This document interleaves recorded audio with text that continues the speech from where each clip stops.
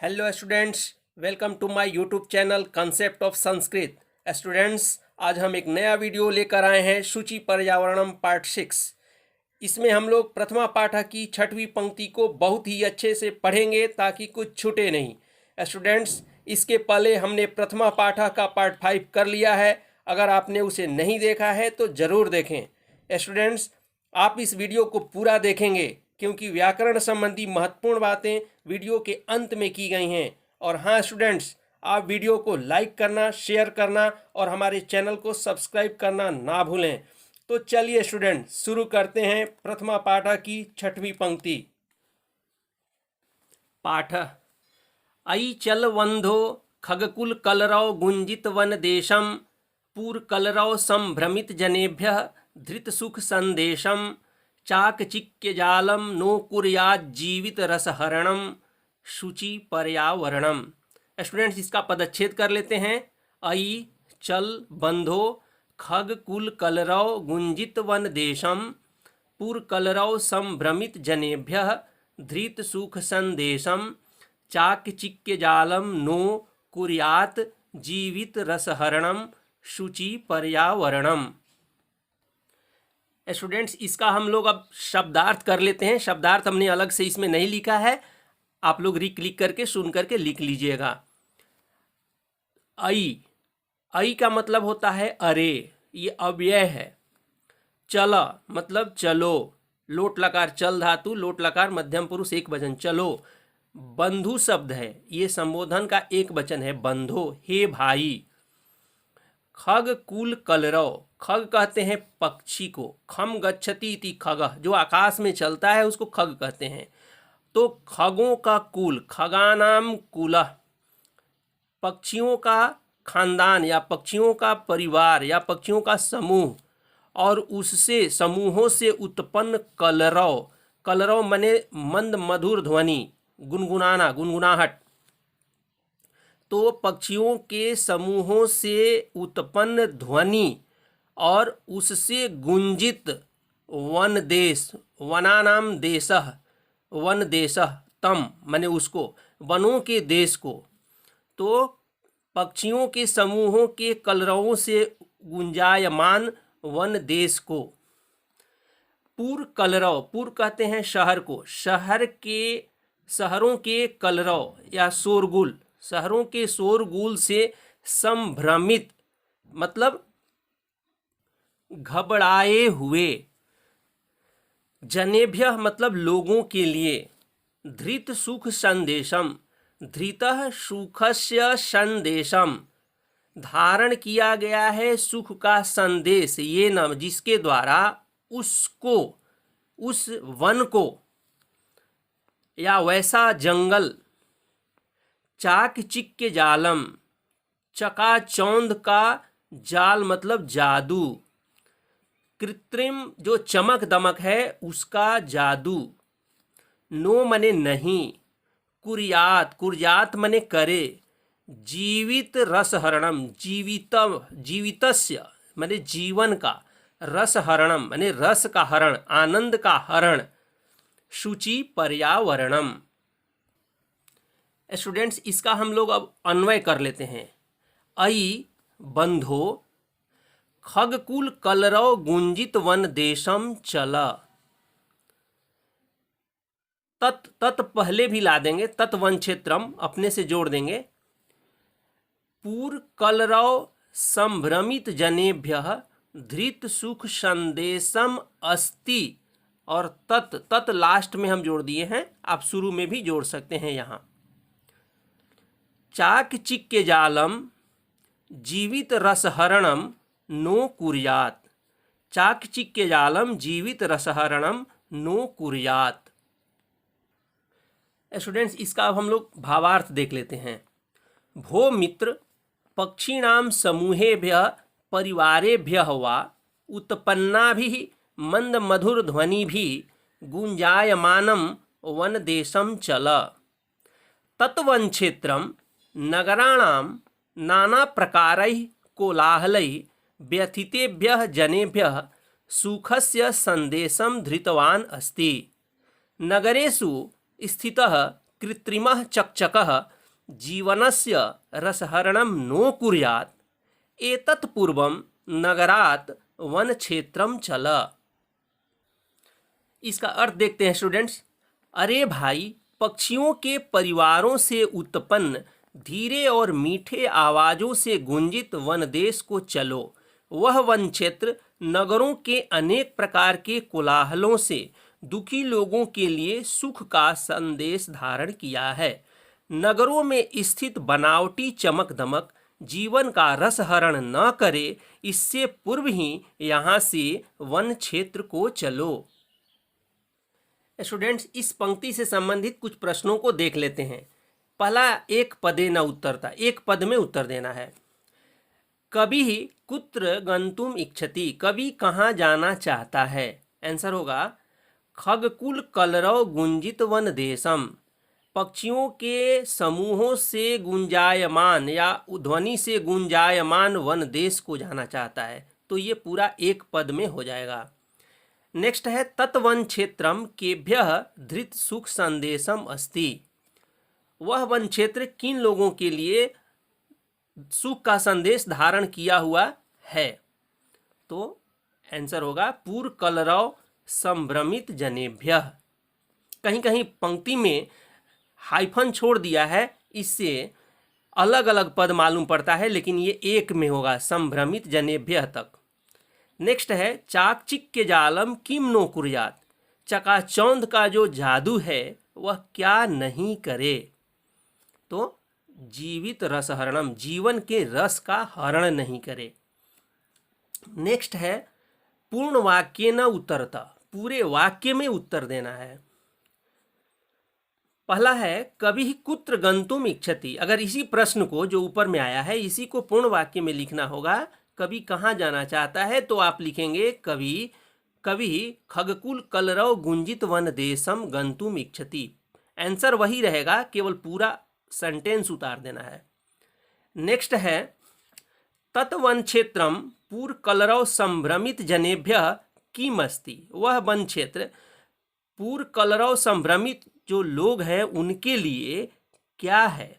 Answer होगा तत्वन क्षेत्रम पूर्व कलरव संभ्रमित जनेभ्यः धृत सुख संदेशम अस्ति।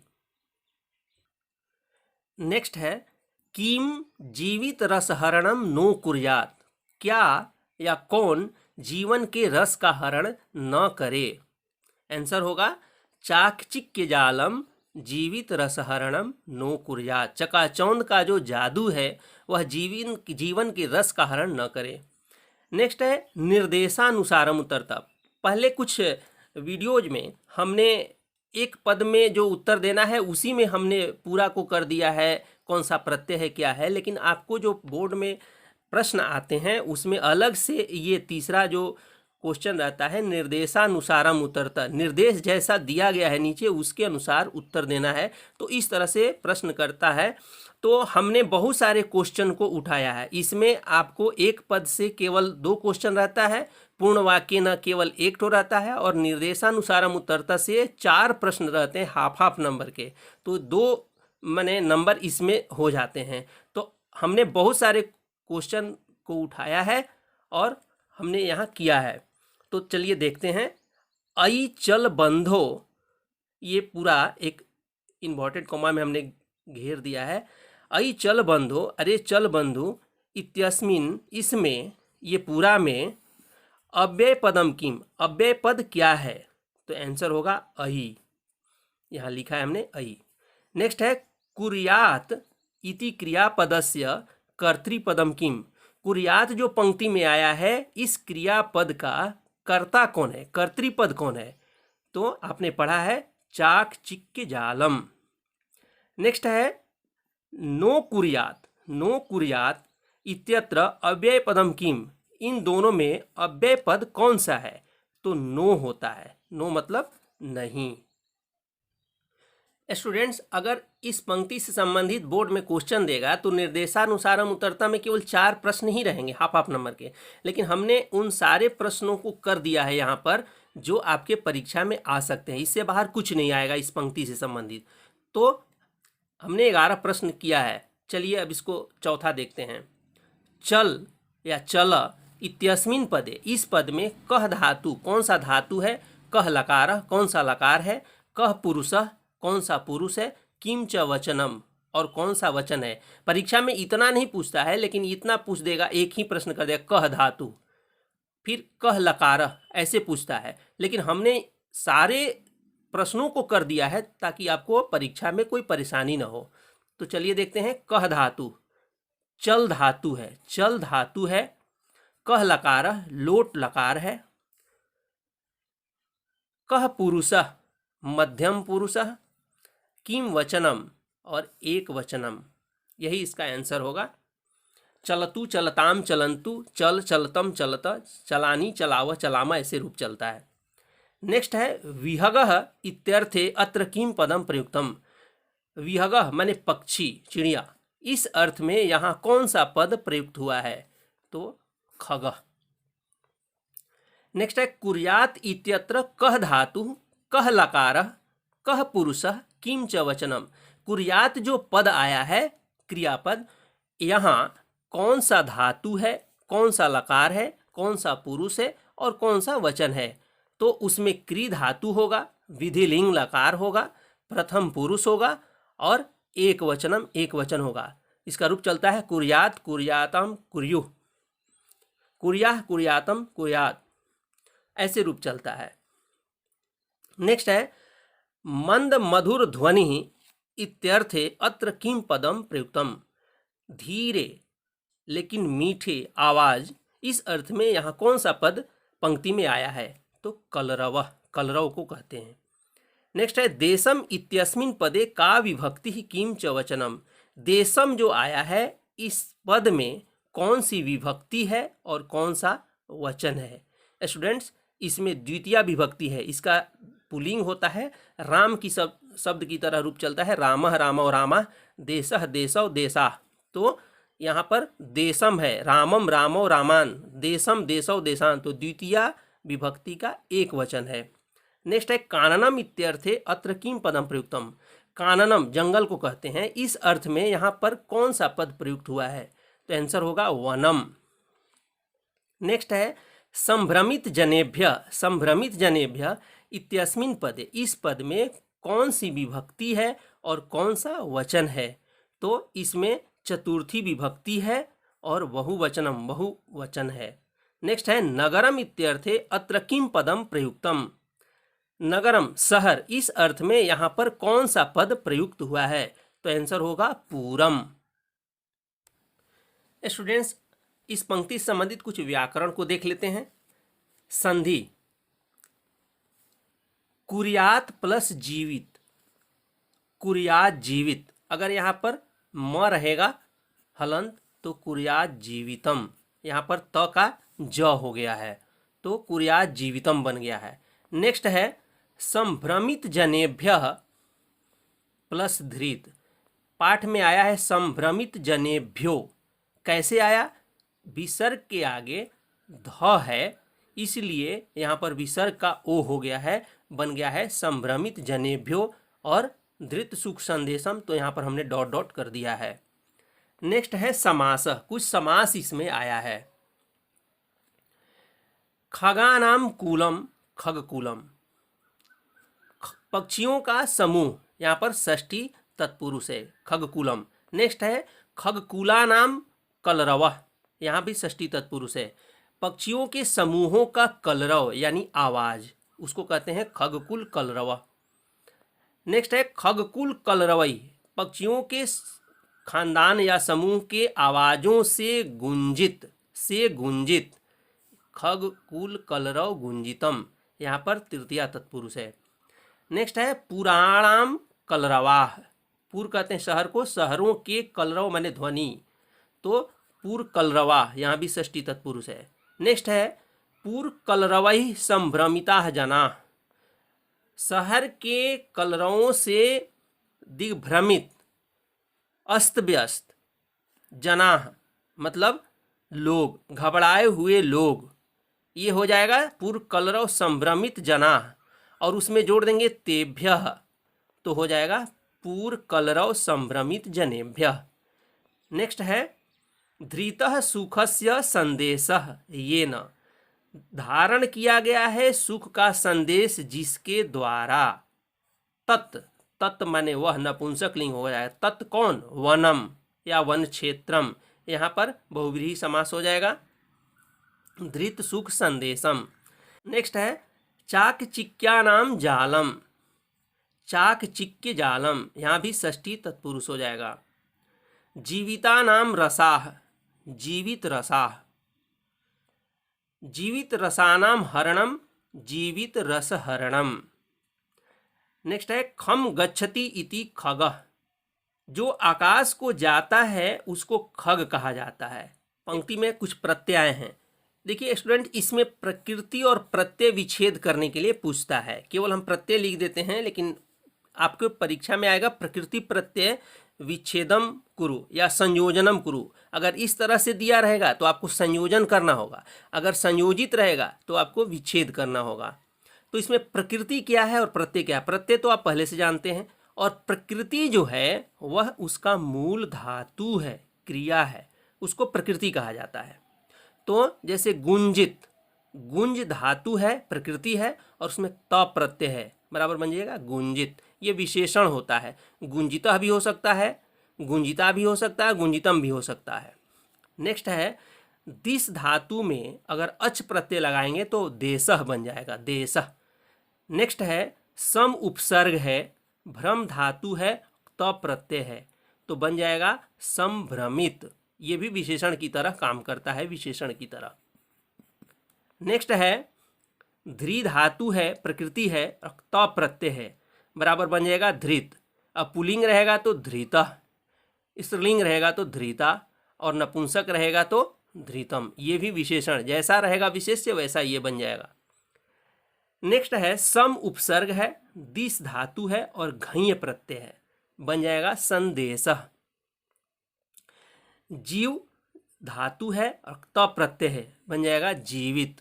इसका भी बन जाएगा जीवितः, जीविता और जीवितम। ये भी विशेषण की तरह काम करता है, लेकिन यहाँ पर नपुंसक लिंग में आया है जीवितम, माने जीवन, जीवनम। नेक्स्ट है ह्री धातु है और ल्यूट प्रत्यय है, बन गया है हरणम।